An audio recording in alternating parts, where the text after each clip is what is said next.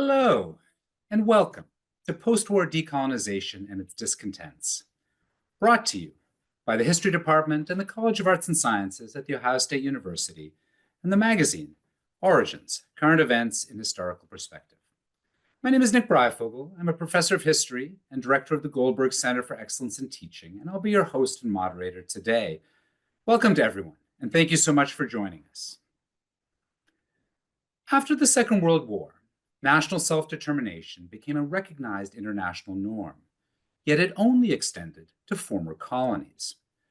Groups within the post-colonial states that made alternative sovereign claims were disregarded or actively suppressed.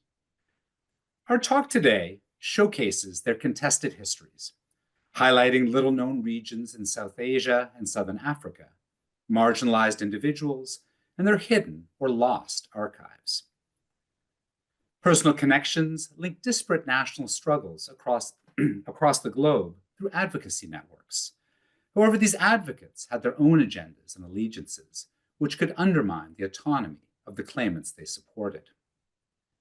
This webinar features material from Lydia Walker's new 2024 book, States in Waiting, which illuminates the unfinished and improvised ways that the state-centric international system replaced empire, which left certain claims of sovereignty perpetually awaiting recognition.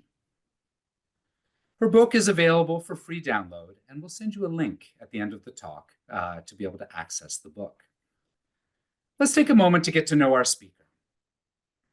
Lydia Walker is a historian of 20th century global decolonization. She has broad interests in the international history of South Asia, Southern Africa, military intervention, and insurgent resistance. She is a Provost Scholar Assistant Professor and the Seth Andre Myers Chair in Global Military History in the Department of History at The Ohio State University. At Ohio State, she is also Director of the Non-State Archive and a faculty affiliate at the Mershon Center for International Security Studies. She is the author of States in Waiting from Cambridge in 2024, and her scholarship has appeared in the American Historical Review, Past and Present, The Washington Post, among other venues. With that introduction, let me mention the plan. Professor Walker will open with a presentation on post-war decolonization, and then she'll take your questions. If you're interested in asking a question, please write it in the Q&A function at the bottom of your screen on Zoom. We'll do our best to answer as many questions as we can. As a reminder, this event is being recorded and will be posted at a later date on YouTube and made available to everyone who has registered for the webinar. Also, we'd like to take a moment to acknowledge that the land The Ohio State University occupies is the ancestral and contemporary territory of the Shawnee, Potawatomi, Delaware, Miami, Peoria, Seneca, Wyandot, Ojibwe, and Cherokee peoples. Specifically, the university resides on land ceded in the 1795 Treaty of Greenville and the forced removal of tribes through the Indian Removal Act of 1830. We want to honor the resiliency of these tribal nations and recognize the historical contexts that have and continue to affect the indigenous peoples of this land. Now, let me pass you over to Professor Lydia Walker. Over to you, Lydia. Thank you so much, Nick, and thank you, Alex, and the rest of the team for producing this event and for inviting me to share my work. So as Nick, in his generous introduction mentioned, in this talk today, titled Post-War Decolonization and Its Discontents, I'm going to feature some bits of my new book, States in Waiting, which is available for free download, and you may be able to use the QR code, hopefully through your screen if you're interested, because the book is available open access due to the Ohio State Libraries. So my talk today is organized around three elements. Because post-war global decolonization is a big topic, even when focusing on its discontents. And those are big words that need explanation. So the elements I'm going to hone in on are that of global processes, nationalist claims making, and transnational advocacy, and how they all fit together. So, global processes. I'm here today to talk about post-war decolonization, which is the process where empires were transformed into states after the Second World War. The map I'm showing here is a map I like to show a lot when I discuss decolonization. And that's not just because of what it shows, it's also because of what it hides. This map is from 1962, produced by the US Central Intelligence Agency. And it maps in teal countries that have become independent from 1943 to 1962. And it hides in white countries that are still colonies, like much of Southern Africa, and countries that are still empires, like much of Europe, or metropoles, as we often refer to them, meaning the center of imperial rule. And what this map shows is the international order after 1945 as kind of understood by the United Nations. Now, the United Nations, which is the name for the Allies during the Second World War, became an international institution after the Second World War at San Francisco in 1945. And as the years progressed through the mid-20th century, the UN grew and grew with member states. The height of this expansion was 1960, when the UN recognized 17 new states. I don't know if you've been noticing, but I'm using the passive voice here, recognized states. Decolonization as the process in which empires were transformed into independent states. And a lot of people, when they discuss decolonization, use such constructions, such grammatical constructions. And that's, again, about hiding agency in this very, very complicated process. So what about countries that didn't become independent during decolonization? And here is where we get to nationalist claims making and the discontents of my talk's title. Or, as I call them in my book, states in waiting. States in waiting are communities left unliberated by decolonization. And what the book does is it views this process from this window, which looks out into the hills of Nagaland at the junction of China, Burma, and India, or in Northeast India. When I first started writing about Nagaland, in my first article on the topic opened with the sentence, Nagaland in Northeast India. And one of my Naga interlocutors said, no, no, no, we're not in Northeast India. That's from the perspective of New Delhi. We're at the junction of China, Burma, and India. And that's a very different way of thinking about the critical geopolitics of nation making and decolonization, being at a strategic junction rather than attenuated from the center of Indian rule. The Northeast, of course, is from the perspective of the Indian capital of New Delhi. So I wouldn't expect very many in the audience to have heard of Nagaland, let alone Northeast India. And when we think about the process of decolonization from this place, I want you I want you to learn about 3 different elements, 3 different ways of understanding Nagas. The first is war, the second is religion, and the third is anthropology. So, war. Nagaland becomes actually a literal strategic junction during the Second World War, when the British colonial army, with support from the US, halts the Japanese Imperial Army at the battles of Imphal and Kohima. Kohima is the Naga capital. And these are months-long sieges that really radically transform the landscape. And Nagas actually fight on both sides. Many form partisan units allied with the British, while the man who becomes the primary Naga nationalist leader during this era, Ngamizapu Fizo, allies with the Japanese. So the Second World War is important because of becoming a center of international politics, and also because of the literal devastation on the land.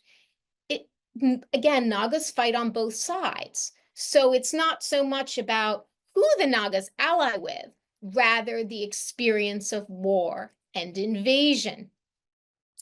The second element I wanted to discuss is that of religion.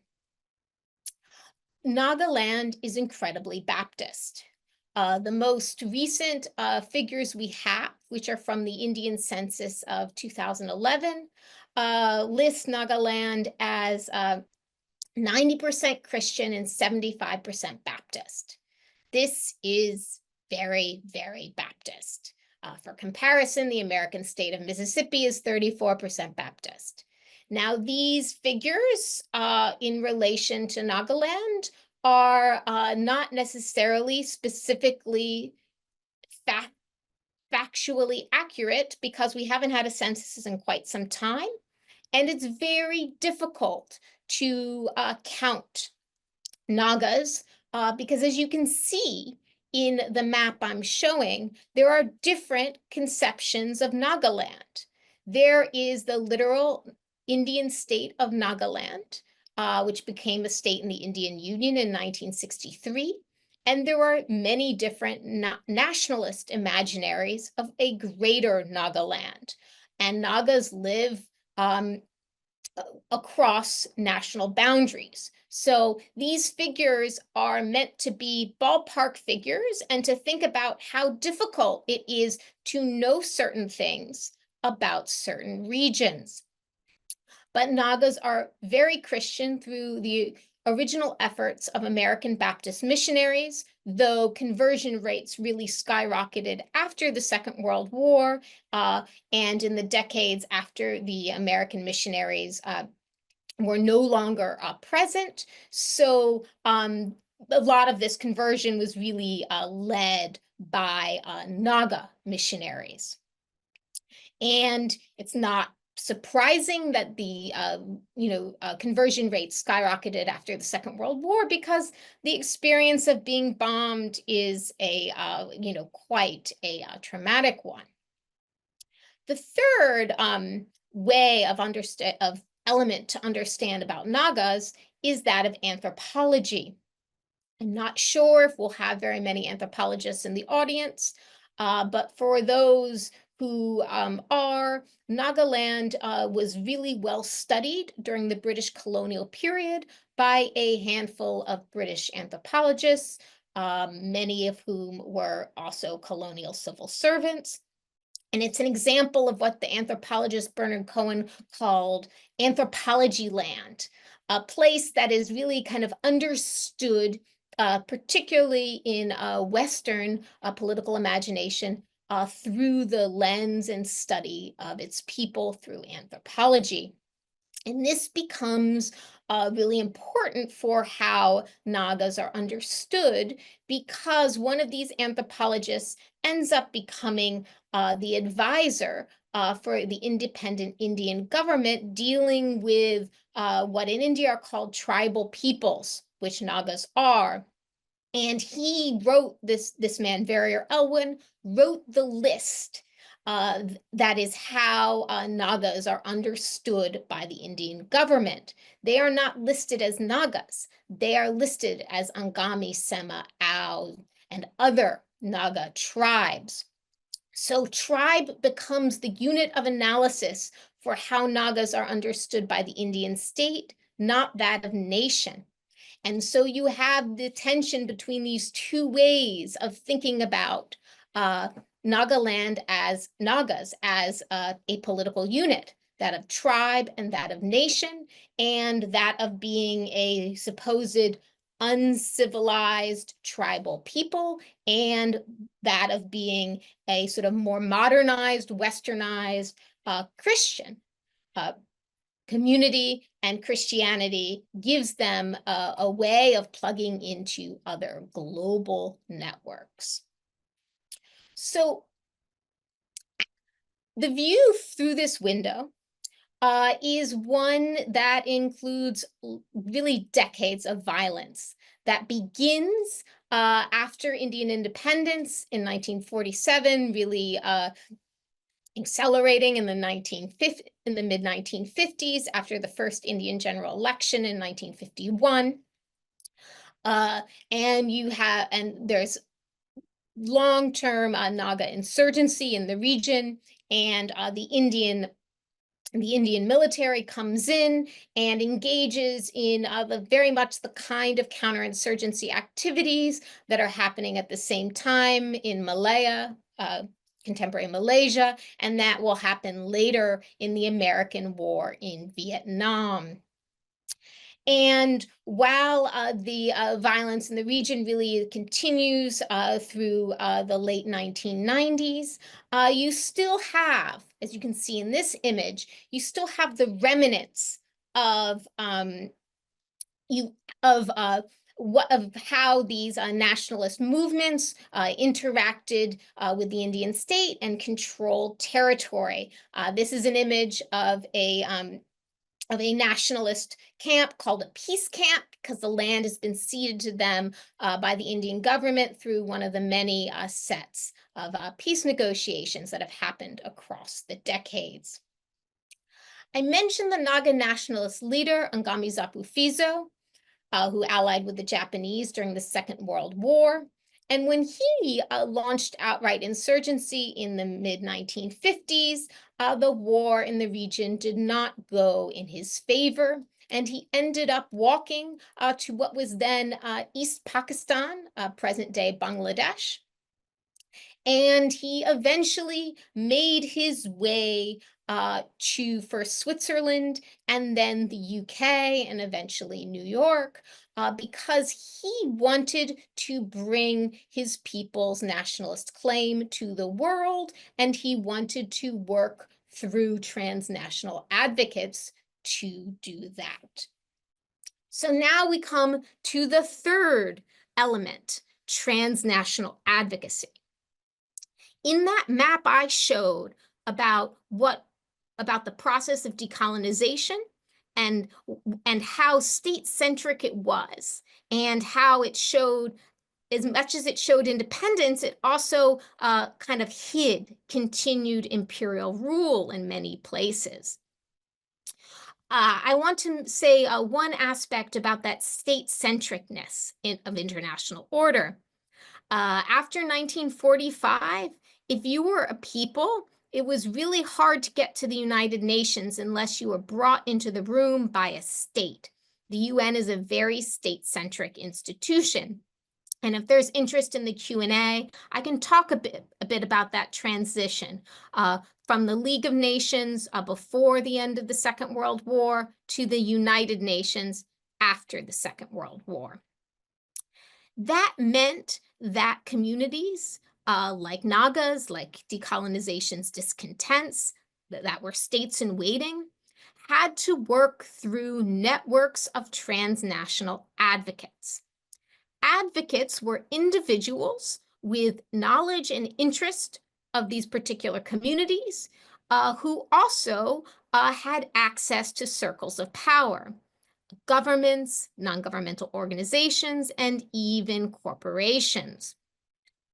The network I track in my book, States in Waiting, is drawn from the international peace movement, and it's called the World Peace Brigade. And when Fiso reaches the UK, he makes attempts to make contact with this sphere of advocacy. The World Peace Brigade, which is formed in 1961, and I should mention that Fiso arrives in London in 1960, that year when 17 countries are becoming independent. The summer of 1960 is a moment where it almost seems as if a country is becoming independent every week.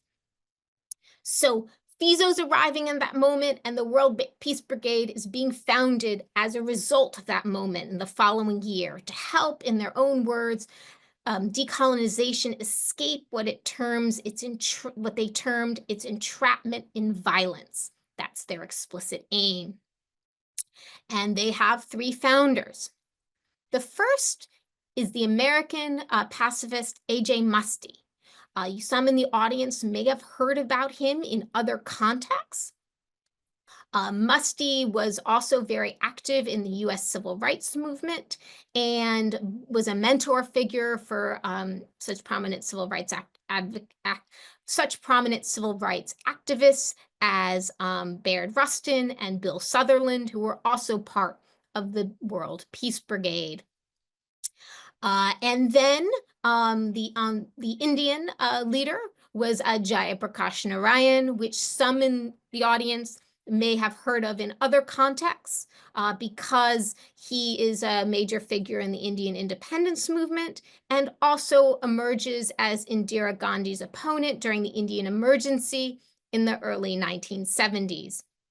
This period, though, we're still in the 1960s, and JP is outside of formal politics.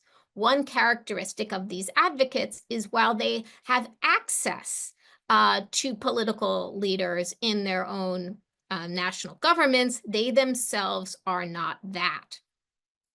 And then the third leader of the World Peace Brigade is Reverend Michael Scott of the UK, not the character in The Office, but instead he is a quite prominent anti-apartheid activist during this period, working against the government of South Africa in international forums.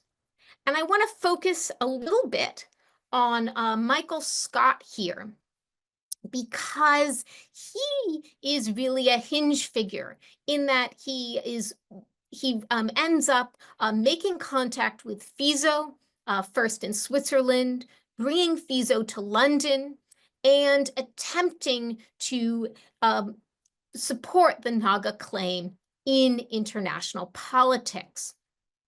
Scott, as I mentioned, worked against apartheid South Africa, and he ended up being the spokesman for the Herero people of Southwest Africa, Namibia, which was a former German colony that became a League of Nations mandate after the First World War, administered by South Africa. And so Scott spoke for the Herero people of Southwest Africa at the United Nations because Southwest Africa was a former League of Nations mandate. They had access to the United Nations in a way that Nagas did not. So Scott eventually first accessed the United Nations, though, through the support of the Indian delegation there working against apartheid. So he had long-term friendships with Indians in government as well as Indians in civil society, like Jayaprakash Narayan. And their work for the World Peace Brigade, which first was primarily in East and Southern Africa, supporting countries and supporting nationalist movements there become independent countries. And then eventually, in Nagaland, where JP and Scott are part of a peace mission that brokers a ceasefire between the Indian government and Naga nationalists and attempts to hammer out a lasting peace. Scott's support of Naga nationalist claims making ends up really kind of fracturing this network of advocacy and ending his friendship with JP. So the arc of this book is about the formation and dissolution of this transnational advocacy movement drawn from the World Peace Brigade and how they attempt to support particular nationalist claims and then at times and then really are not able to continue their work as they fall afoul of state governments. Scott ends up being deported from India because of his advocacy for Naga nationalists, and this happens in 1966. And when you think about how he arrived at the United Nations in the late 1940s, brought into the room by the Indian delegation, it's really those 20 years are showing the rise and demise of an advocacy network that supported nationalist claims in international politics during the really intense political transformation of post-war decolonization.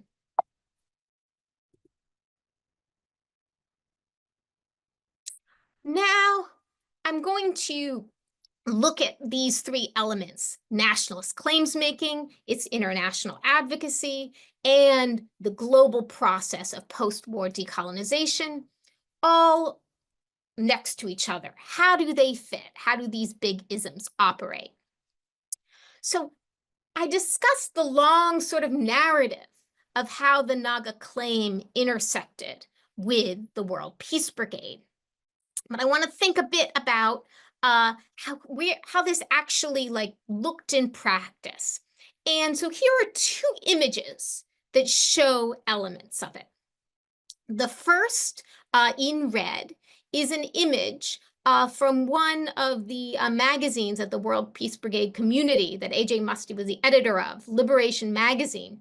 It's a cover image by the artist Vera Williams from the early 1960s. And it really shows to some degree the relationship between claims making and its advocacy. These are two circles that overlap but are not aligned. And they are also racially marked, showing both the hierarchies between claimants and their advocates, and that their interests were not necessarily the same.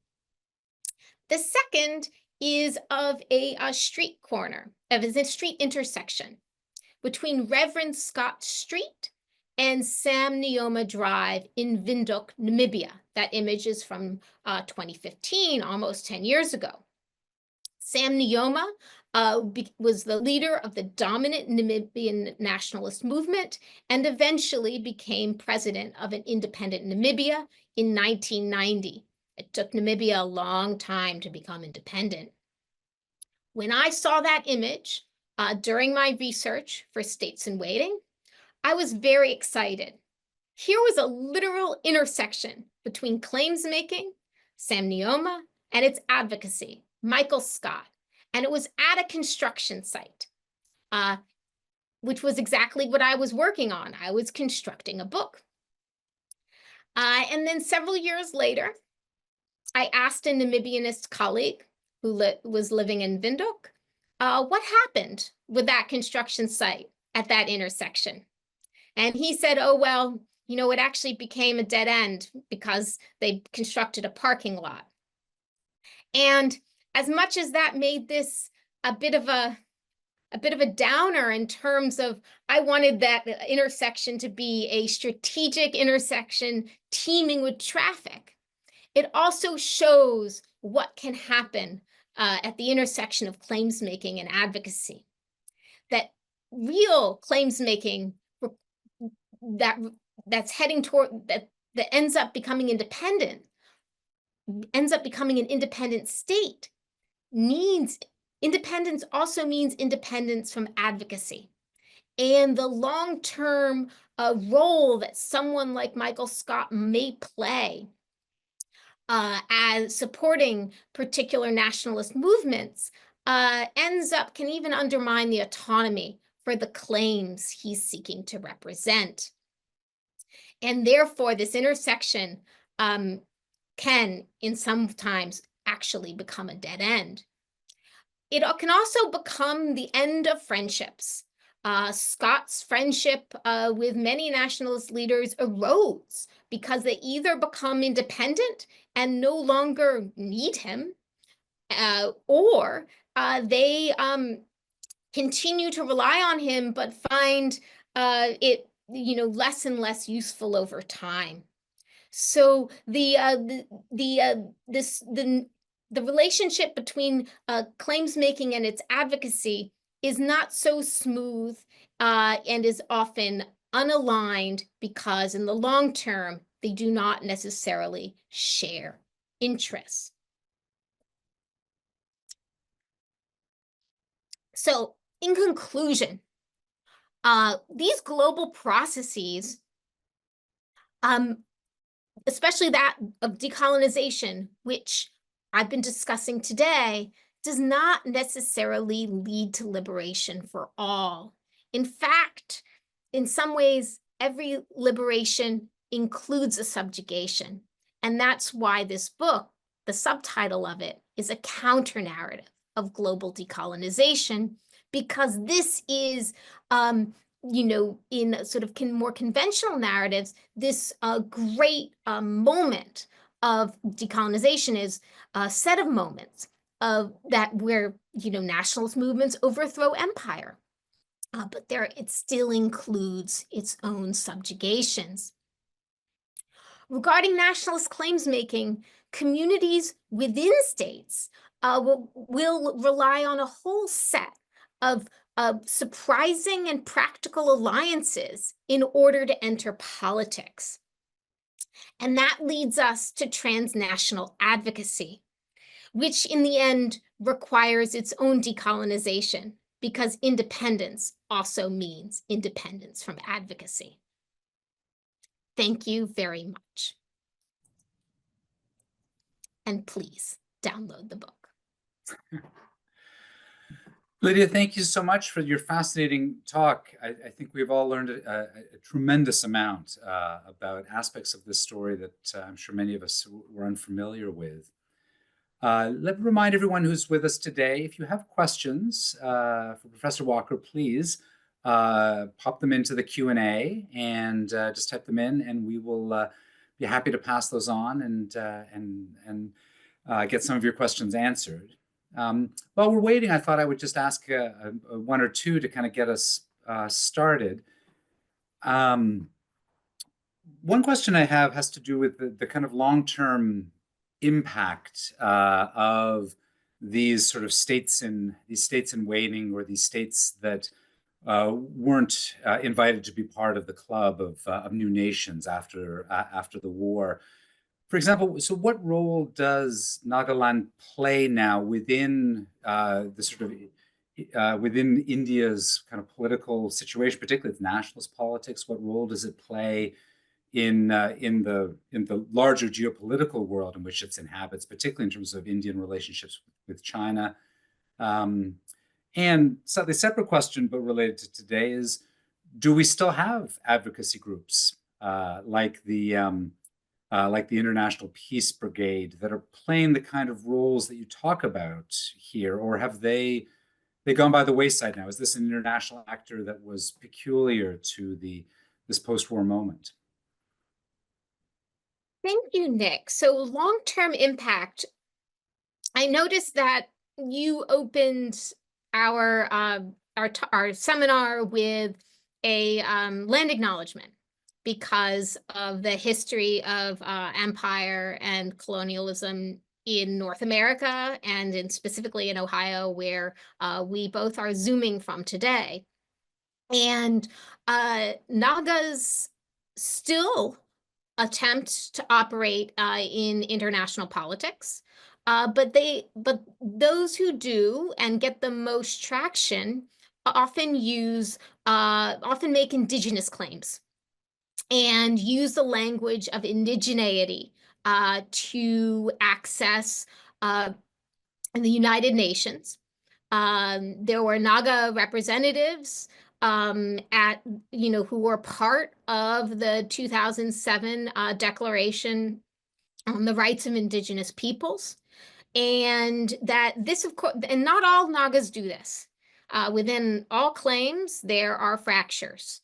But that is, really from the 1970s onwards, as the window closes on the kind of decolonization I'm discussing here today, peoples, are quite practical and about finding other ways.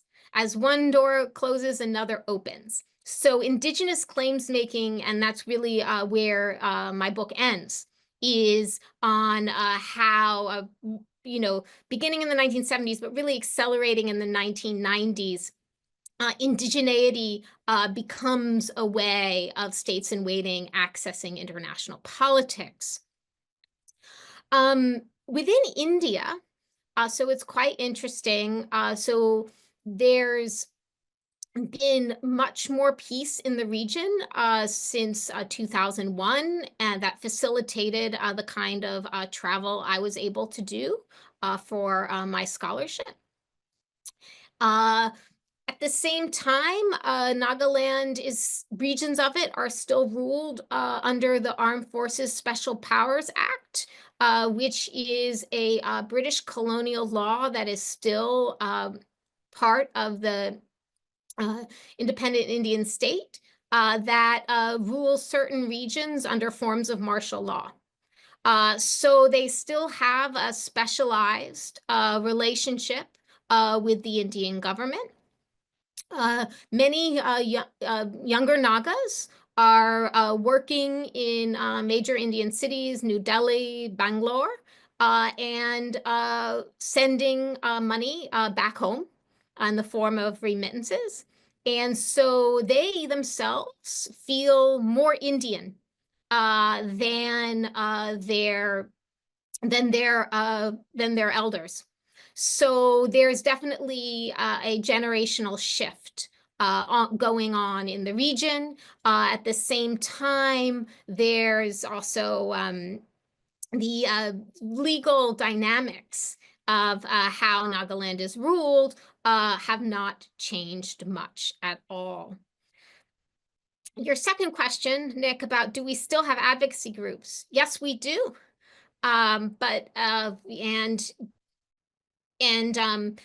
Most of my scholarship on this is on questions of indigeneity, which, because I track them forward, related to particular states in waiting. And there, what's really interesting about the UN Working Group on Indigenous Populations that then eventually crafts the UN Declaration on the Rights of Indigenous Peoples in 2007, is you have the same politics of sort of accreditation, like how Indigenous communities actually access this working group that I have tracked in states in waiting. You have large, primarily Western NGOs that will give a sort of status at the committee, at the working group, to particular Indigenous organizations. And so there's very much a personal politics of who you know in order to access these international forums. And at the very practicality, who's providing visas? Who's providing funding for plane tickets? Who's providing accommodation? These are the things that advocacy groups and advocates themselves do to facilitate these kinds of unofficial politics. And by unofficial, I mean communities that do not have international recognition. And when they are searching for it, through forums like UN committees, they then still rely on the politics of advocacy. Wonderful. A question about kind of Christianity, and particularly the really large numbers of Baptists in the Nagaland region.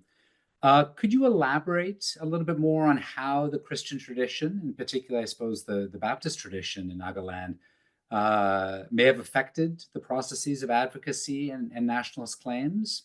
How does that affect their story? In all sorts of ways.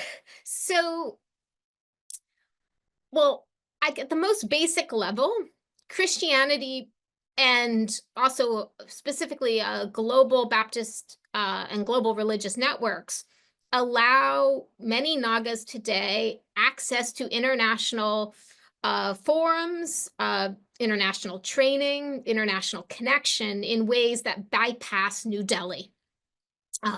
Billy Graham goes to Nagaland in the early 1970s as part of one of his crusades, and that's a time of extraordinary violence in the region. It's still quite well remembered, and his whole travel is facilitated by the Indian government.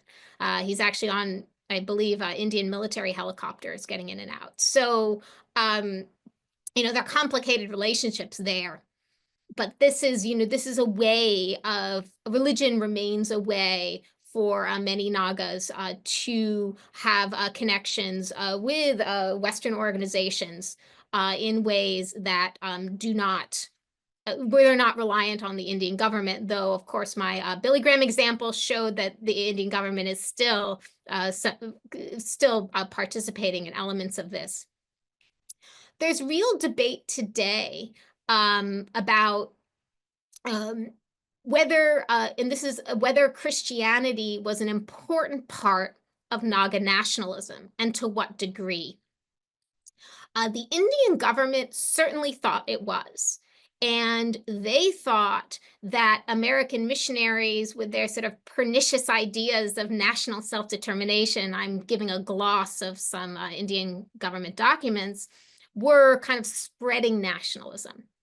And that's part of why the Indian government does not renew visas for American missionaries. And by 1953, there are no more American missionaries in the region, which is part of why I wanted to emphasize how the real upsurge in conversion rates was the work of Naga missionaries. However, in my archival research, in the papers of particular American missionaries, they were not supportive of independence for Nagas, and they were also not supportive of independence for Indians. In general, they were not supportive of independence for non-Western peoples. So, the idea that they were actually actively supporting the nationalist movement is not supported by the existing archival record. That said, those Christian networks mattered for how Nagas made their claims.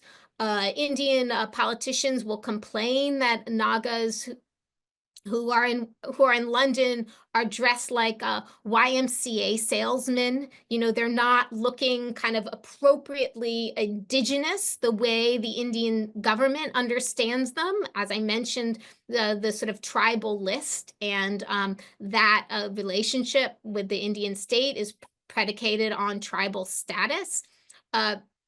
Tribe is a constitutional category in India, and I'm using it in that way. It has different connotations in North America and also in the African continent.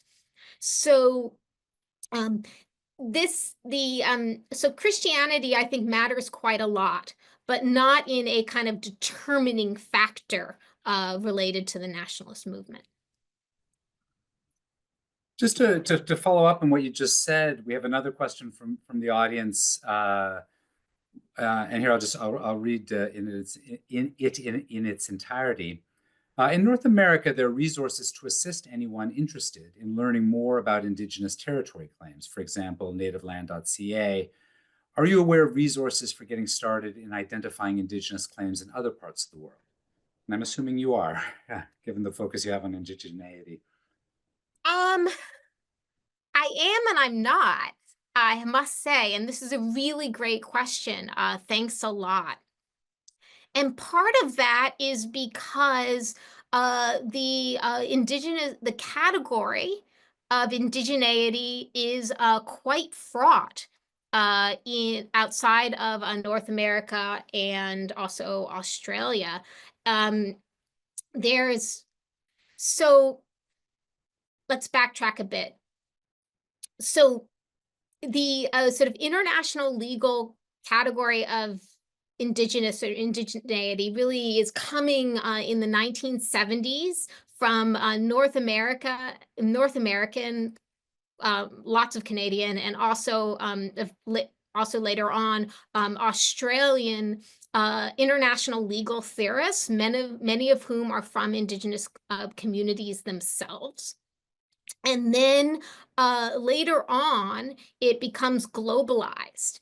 And it really changes as Scandinavian groups, particularly Samis, join, in which you have the issue of how the welfare state changes Indigenous communities' relationship with their ruling government. And then it becomes globalized as communities in Asia are also, and even later on the African continent, start finding the label illuminating and useful for their own operations in international politics. There's a lot of debate within India about the use of the term indigenous. And part of this is also where you get into advocacy communities in India, which are very different than tribal communities in the Northeast, which include Nagas. And this idea of, and then today in conversations about decolonization, the Indian government is also trying to look back to an indigenous India before Mughal Muslim rule in the 1500s. So this is all a very long, complicated historian's answer, basically saying began earlier and it's more complicated, for why the indigenous label in India particularly is quite fraught and doesn't really fit the same kinds of constructions that we have in North America. So no, there are not the same kinds of sort of structured resources, which are ways of understanding, which in some ways have been, created by the relationship between claims making and advocacy. Those kinds of structured resources don't yet exist in India in particular. And I do not believe also in elsewhere in regions that are called upland Southeast Asia, including Myanmar, regions that the anthropologists Willem van Schendel and James C. Scott popularized or called Zomia. That these tribal communities in those regions are not labeled and sort of understood in the same way they are in North America. And I mean, I got at this a little bit with the discussion about how difficult it was to have accurate numbers for this region. But there's just quite a lot we do not know about, and not just literal knowledge, but the way knowledge gets packaged and codified so that it so it's part of international policy. So, we want figures and census data for communities in order to, and labels. And when those labels are quite contested and may seem to be external and not necessarily those that the communities themselves, or at least all of them would ascribe to, it becomes very difficult to have the same sort of structures of recognition that we have for indigenous groups in North America. Following up on that, we have a question from the audience, which is a comparative question within India itself, post-independence. So I'll read this question to you. Along with Nagaland's push for a nation, another well-known national project within India was the push for a Tamil homeland.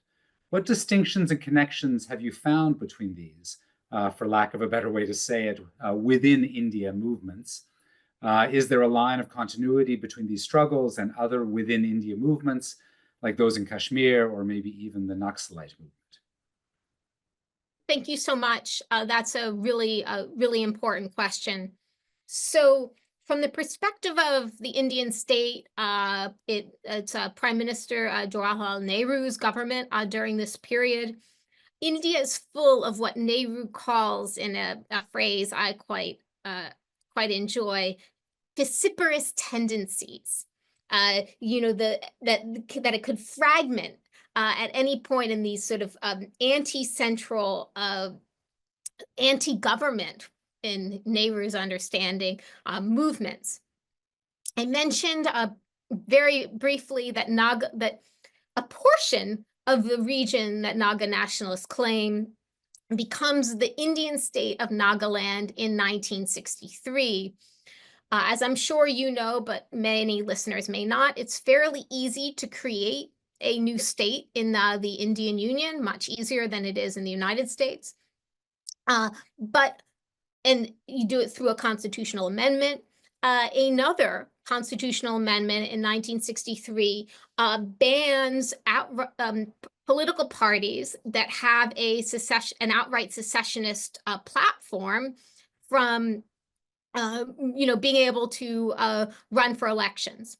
And this is specifically targeted at the DMK in Tamil Nadu in 1963. And so this is very much from the perspective of the Indian state. They are concerned with Tamil nationalism. They are also concerned with Sikh nationalism. They're also concerned, this is 6061, with Goa and the remnants of Portuguese Empire on the subcontinent. So from the Indian statist perspective, all these movements are their primary concern. And the Naga problem, from the perspective of the Indian government, is one of many. And even making Nagaland an Indian state is quite radical sort of choice. Critics of Nehru's decision to do that will say that that's why you end up with so many northeastern states, that Nagaland is kind of the thin end of the wedge, and of giving it the degree of autonomy of statehood in the Indian Union is sort of too much, and kind of opens the door for other groups in the Northeast and other communities to launch their own secessionist movements.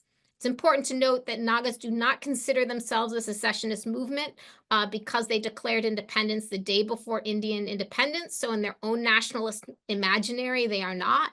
And they are the first to declare independence.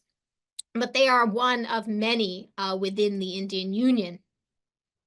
Now, in my research, I found a sort of shocking lack of solidarity between other of these vociferous tendencies, and also other movements, that share regional propinquity, share regional closeness. Tibetans, Chittagong Hill people, the many of these subnational movements in Myanmar today, then Burma. Instead, Naga nationalists were making analogies to what was happening on the African continent in the early 60s.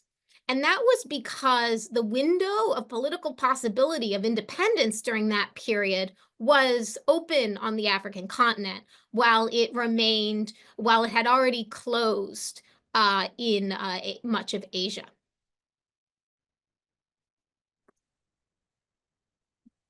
Time for just one more quick question. Would you be able to just talk about, so what are the communities that they did connect with in Southern Africa? What were the ones that they saw as sort of kindred spirits in this whole process? Who are the groups that they were connected with there? And did they share similar types of situations? And were the groups in South Africa reaching out as well to other groups in South Asia? A clarification that this is, from the Naga perspective, this is a politics of analogy and emulation, and not necessarily solidarity between movements. I found a shock in my research. I found much less solidarity than I expected. Even when Naga nationalists are actually sharing office space in Michael Scott's NGO called the Africa Bureau with Southern African nationalist movements. Actual connection between them was not something I found in the archives I used. And this in part is because, nationalists are focused on the uniqueness of their claim and not necessarily working, these are individual projects. They're not pan movements. That said, the reason why Fizo, the Naga nationalist leader, makes contact with Michael Scott is because his nephew reads an article in the New York Times. His nephew is actually an epidemiology student in Chicago in the early 60s, who made his way to the United States through missionary networks. Reads an op-ed in the New York Times, an article on Scott's work on behalf of Hereros in Southwest Africa, and thinks that's how a small people in a supposed peripheral region far from global centers of power and governance can access international politics through an advocate like Michael Scott, or maybe even him himself. So that politics, and that's actually how I ended up following activities on Southern Africa. That's how my research went from Northeast India to Southern Africa, was following those not just analytical connections, but archival connections, the individual people. But the actual sort of solidarities between movements are strikingly absent, and not what I would have expected when I started my research. But just to repeat, that's because the nationalist claim is predicated on a people's uniqueness and is not part of a sort of pan or federal movement. Wonderful. And as with all things in life, all good things must come to an end, and we have reached our time here. I want to thank you so much, Lydia, for your marvelous talk today, and I want to thank everybody who has joined us for coming today and for your excellent questions. We're extraordinarily grateful to you, Lydia, for sharing your expertise and everything you've learned about the post-war decolonization and its many discontents. I hope everybody here will join me in giving Professor Walker a virtual round of applause. Thank you all so very much. And if you'd like to learn more about this topic, we'll send out an email soon with information about how to access the book and a link to a recording of this event. We'd also like to thank the College of Arts and Sciences, especially Alex Stacklin, the Department of History, the Goldberg Center, and Origins Current Events and Historical Perspective for their support of this event. Again, thank you all for coming. Stay safe and healthy, and we'll see you all next time. Thanks. Goodbye.